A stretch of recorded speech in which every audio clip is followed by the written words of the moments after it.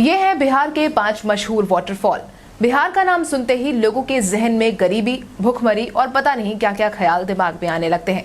लेकिन बिहार अपने साथ कितनी रमणीय चीजों को समेटे हुए है, इसकी व्याख्या हम करने लगे तो शर्त लगी कि आप भले ही सुनते सुनते थक जाएंगे, लेकिन जानकारियों का अंबार खत्म नहीं होगा।